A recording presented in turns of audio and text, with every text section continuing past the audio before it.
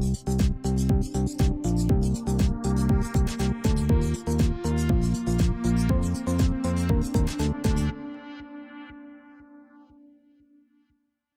haben Jean-Baptiste de Clerfayt bei uns von Lancelots Hangover. Hi Jean-Baptiste.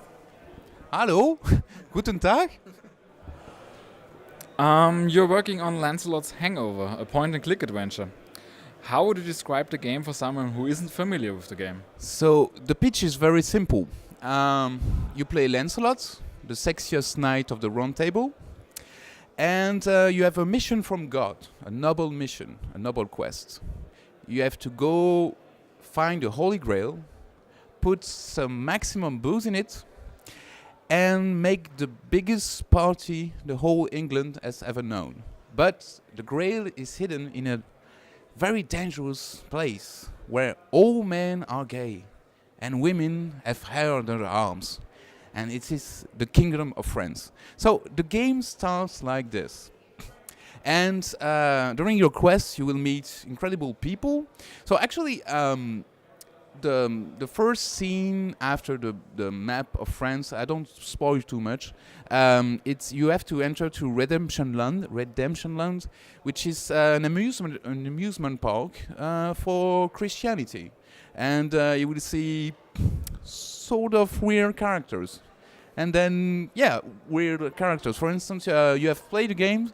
There's a mascot called Hugger Leper, and is kind of rude. And that's the game. So it's a very serious game about medieval stuff, where for kids to want to learn more about history and how European cultures deals with each other. So I'm pretty proud to make a family game. Were there any certain inspirations for the game for you? I think the main obvious influence are Monkey Island and the Monty Pythons, because it's written in the Kickstarter. But actually, yes, I have to find a good pitch. But actually, the story of my influence, it's very weird, because I wanted to make an adventure game.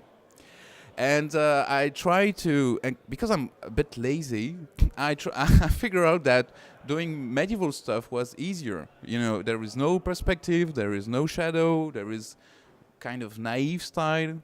So that was my plan. And of course, my plan didn't work at all, because now I'm making shadows, now I'm making perspective. So it's a completely mess. But I think the uniqueness come from it. You start at one point, and then it becomes different, and then it becomes a mess, and then it becomes completely neurotic art. So obviously this is my biggest influence is my neurotic art, my neurotic mind. So and when did you start working on it? I started 3 years and a half ago, and but I keep on always making the same game over and over again. This is my fourth demo, so I just released like 2 days ago a demo exclusively for Kickstarter backers, and it's a fourth demo. And I wasn't satisfied by the game, so I put some new features, some new elements that change also the design to be more not linear but more less crazy.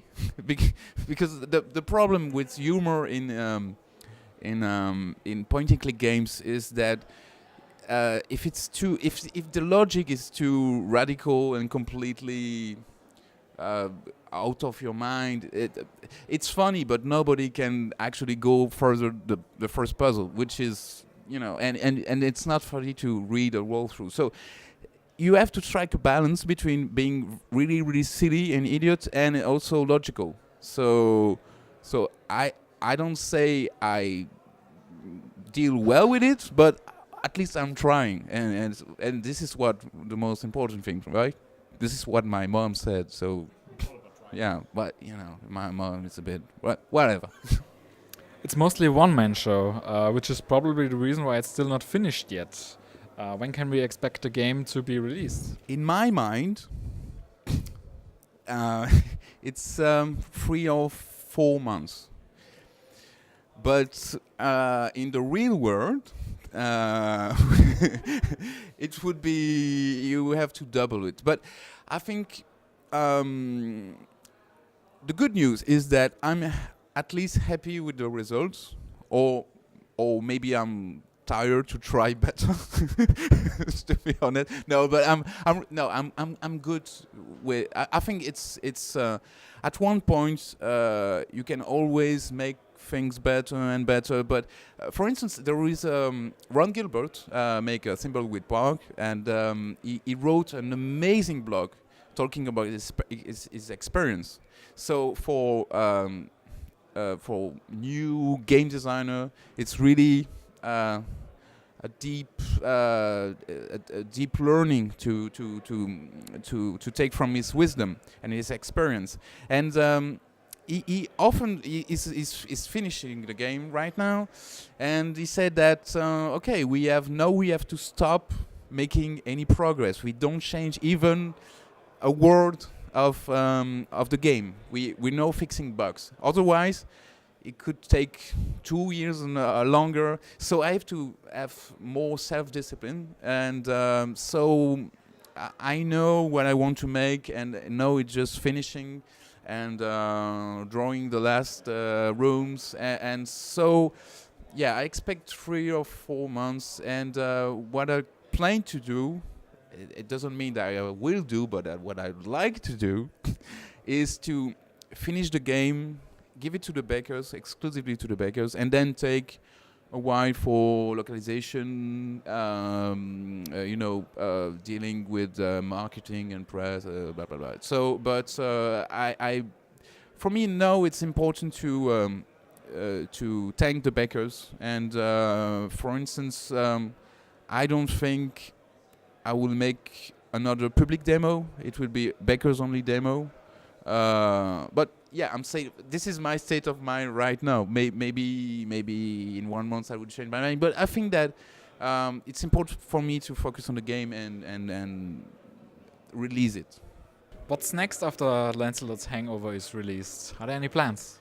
Selling millions of copies, going on vacation on Bermudas, bitching about video games industries. No, I mean, no, seriously, I think that what I want, seriously, is to release the game, take vacation, and get to the point where I will that making games will miss me.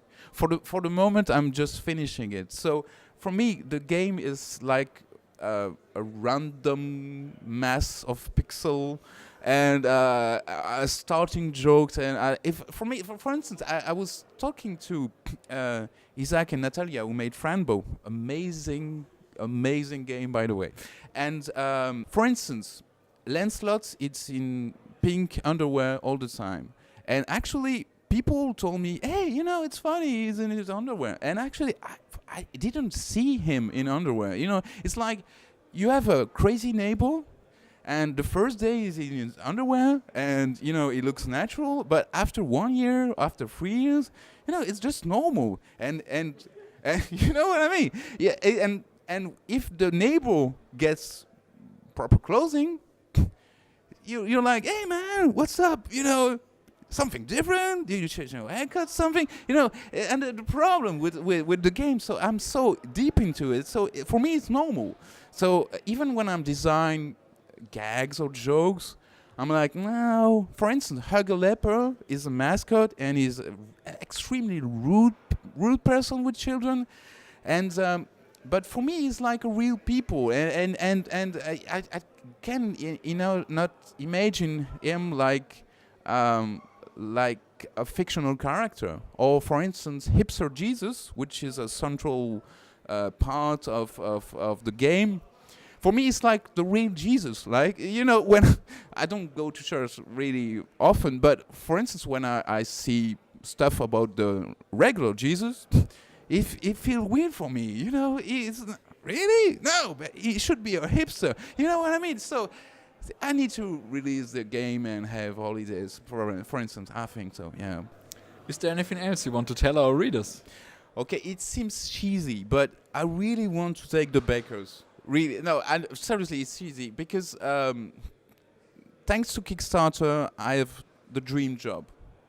I can make a game. I have the freedom to make whatever I want. There's no publisher behind me. There's no no authority behind me, so I can go whatever I want. And also, the Kickstarter backers are really the most nicest people on earth. For instance, I'm already late, and well, I think it's normal when you're on Kickstarter, but I get absolutely no complaints at all. They're really nice and they trust me.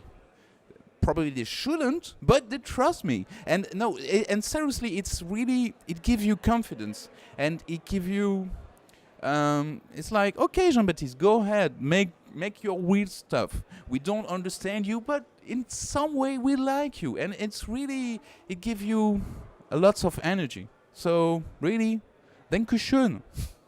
Would you do Kickstarter again? I don't know, really. Seriously, honestly, I don't know. I think that Kickstarter is made to kickstart things, not to be a business model. So, but in the same time, if the game is a success, you have more chance to succeed a Kickstarter. You know, it's like a restaurant. For instance, when you see a restaurant with full of people, you would say, yeah, that's awesome, I want to go there. There's no room, but I want to go there. But in front of this, you have a restaurant with nobody, plenty of room, but you don't want to go there. So I think that if the game is a success, it would be tempting to make another Kickstarter, but I don't know. I really don't see the future of finishing the game.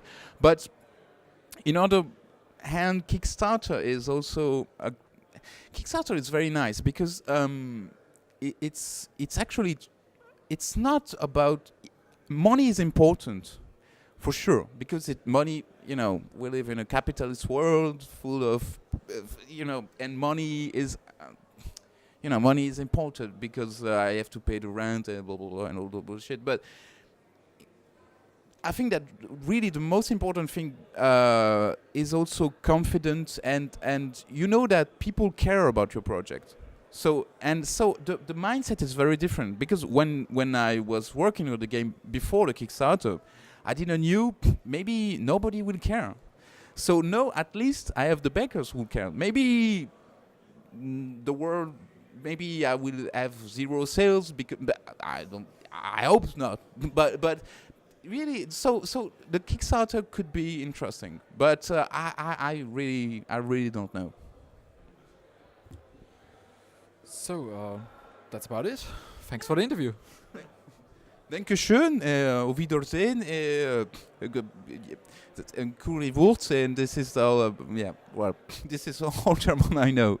That was a very good interview, thank you.